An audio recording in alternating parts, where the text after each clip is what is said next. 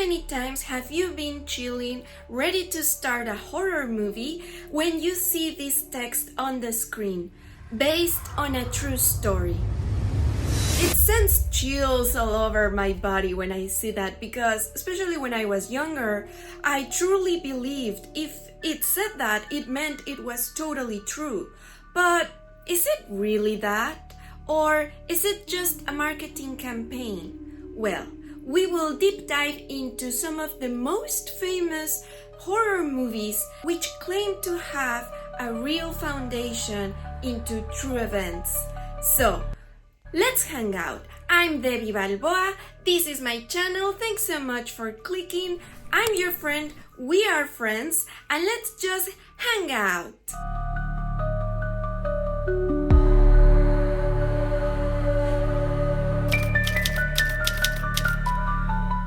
The Exorcist didn't just pop out of nowhere. It was based on a true event of 1949. A 14-year-old named, well, we will call him Roland Doe.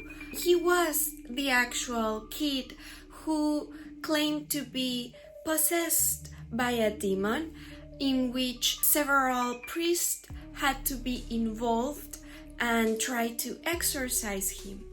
Nowadays, the true story is that he said it was basically an act to get away from doing homework or school-related stuff, and he turned out to be a super smart man, and I think he even helped the NASA, something like that, as a grown-up. And every time someone interviewed him, he will prefer not to speak about it, but if he had to, he will just say that it was just a kid's imagination. But now the facts are quite gloomy, because if he made priests believe in that, and such a big story that inspired the book, which inspired the movie later, maybe something was more darker there. Contemporary notes kept by the priest narrate how there were so many violent episodes with Roland that they had to be documented, in which Latin phrases will come up, and a final rite in St. Louis made by the father William, I believe. The case even made the Washington Post on March 10th of the same year with the headline, Priest Mont Rainier Boy of Possession by the Devil. It's noted that the same father who did the exorcism would later be the one who created the book and gained attention thanks to that, so I don't know. The skeptical explanations range from psychosomatic illnesses to elaborate family dynamics, because a lot of those cases tend to be very family focused, like the interactions between the parents and the kids, and it's quite complicated. So maybe there was something even deeper going on in the family. But the paper trail, hospital records, the notes from the priest, the newspaper material, everything is like really thick proof that it was quite documented and very much real. Whether if it was something fabricated by a child or a real possession, that's up to debate and your own beliefs, but definitely something that inspired that chilling, amazing movie that a lot of us horror fanatics love so much. So just to resume this first case, yes, maybe the supernatural aspects of it was amplified in the movie, but the boy existence, the priest, the documentation, it's all very much real. So yes, I do believe the based in a real story completely applies to this movie.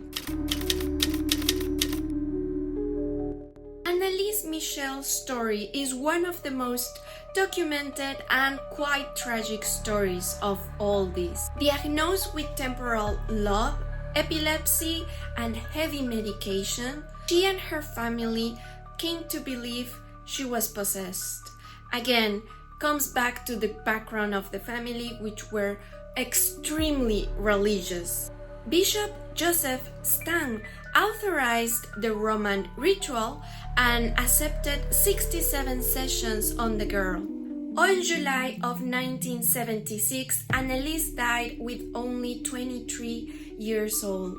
The autopsy, malnutrition, and dehydration. Her parents and 2 priests were convicted with negligent homicide. And the film is very interesting because it shows this and it separates the movie into courtrooms, and it really deep dive into the court situation, with also keeping in mind that the exorcism could have happened based on a collective hysteria or maybe a true event.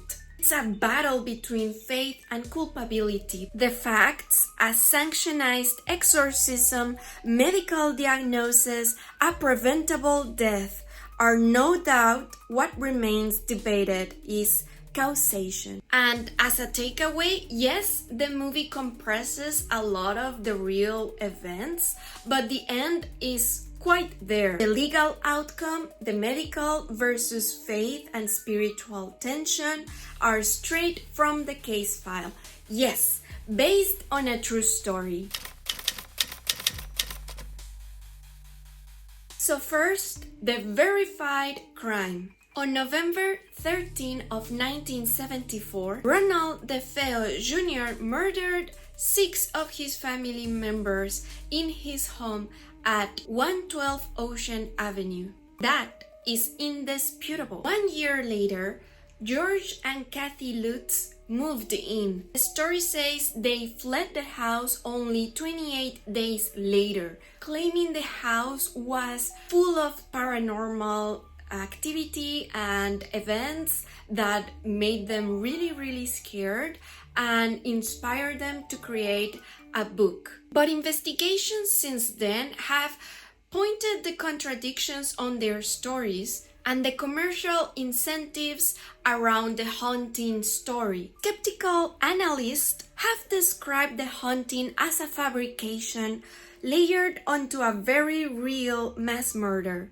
As for the Amityville movie, it relies heavily into the Lutz version of the story. The killings, however, are the only part rooted in real-life story. So the verdict, I would say half-half.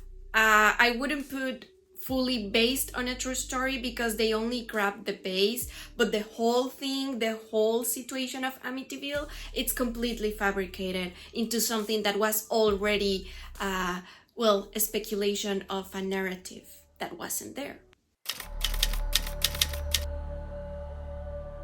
Veronica dramatized the death of a 18-year-old Estefania Gutierrez Lázaro after a seance style at school. What's unusual here is that in 1992, officers filed a report signed by Inspector Jose Pedro Negri stating they observed unexplained phenomena in the family's flat. Odd sounds, a charted, I'm not sure how to call it, a charted mirror without proof of external burning, and a crucifix turned from the wall. The Spanish press has re-examined the case repeatedly and the report exists, but it's not supernatural. Estefania's death certificate states a respiratory failure, although it doesn't state exactly what caused the failure. Now, the film condenses and invents, but the Veronica case is pretty much real too, and it's till this day a very unusual and strange situation, whether if it happened just at the bad moment where she was playing the Ouija board, or if it was causes beyond our explanation. I leave that to you. The paper exists, but everything else is invented. And then we have the section of the Warren family. I mean, the Lorraine and Ed Warren, you know them. the Conjuring one. We have the Conjuring, we have Annabelle, and many cases that go through that because they were a supernatural investigation couple. So yes, of course, there's a lot of cases surrounding that. After the big success of the movies, I have to say that the first movie and the second one must be one of my fave ones. The first one is probably one of my top horror movies because it has everything I love. Full understanding or try of understanding of the supernatural forces, kind of based on true life. I love how the director showed every single shot, and those jump scares were amazing. The blanket one, I love the blanket one. I also love, which one? Oh, you know, that one. Yes, I love it. But as much as the doll involved Annabelle, obviously we know there's big difference, and we also know that they have to take these liberties to make it scarier. But to me, honestly, it's more scary seeing something so cute and adorable being possessed than this, because this is obviously creepy. Who would want this? Nobody wants this. Whether these everybody wants. It's so cute, it's adorable. So kind of reminds me of the Labubu situation.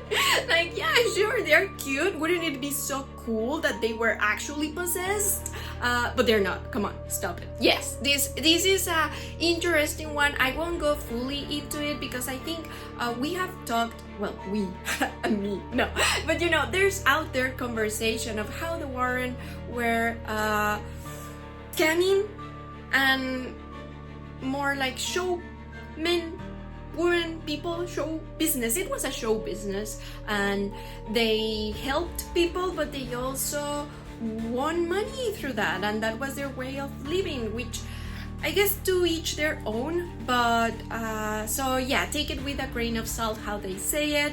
I love the cases, I love the movie, but I wouldn't say it's, you know, grounded into fully real facts like the first ones. Verdict of this super globalized general of the Warren ones. I have a point of possibly for interpretation of everyone and their beliefs, and also quite far away from a real story type of situation. And last but not least, we have the section of serial killer cases. With I didn't want to choose the ones that were super obvious because they are more into detective zone that I think of, and clearly based on real life horrible situations. So I took the ones that are more interpretation. So for example, the very famous Nightmare on Elm Street, some know, some others don't know, that it was inspired by true events of such a very weird thing that happened. Wes Craven said the seed came from news reports about young refugees who dreaded sleep and some who died during the night. Around the same period, US papers covered cases among Southeast Asian men of sudden unexplained nocturnal death syndrome, which it's crazy. Later medical research linked many of such cases to lethal heart rhythm disorders, especially those resembling Brugada syndrome, triggered during sleep. Elm Street turns that dread into supernatural predator.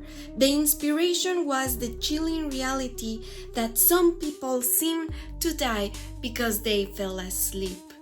That's so crazy. But this is a good example of how real life and very strange situation and happenings inspired a director to make a whole monster and a whole story fully inspired, fully loosely. It's not based on real story. So no, I wouldn't say it could have that line, but it's so interesting. And the ones of sort of serial killers that I could talk about is the inspiration for Scream and the one of Texas Chainsaw Massacre, which was inspired by the real life sick people in their minds. So I'm not gonna go deep into those because we don't need to talk about those type of people. I'm sure we can find many information out there if you wanna, but I'm more interested into the supernatural, into the creativity, and how grounded or inspired into these horrible situations are. You know, how connected they are. That is what really inspires me and motivates me to create this video, because I could just talk for hours about it. Like, at the end of the day, you could say that yes, in real life is where the most scary situations happen, where the real monsters are, and where we should all be taking care of ourselves, because it is more horrible than those things we see on movies or on books. So I wanted to talk about it, and yeah, just, you know, calm down my inner child when little Debbie saw those sentences in those movies and she was scared. Suddenly it made the movie more scary. A lot of them that you will see through all your life, most of them are marketing campaign, which again, it's awesome. Don't get me started on talking about the amazing marketing campaign of the Blair Witch. I mean, another video for that. But yeah, thanks so much if you made it all the way here.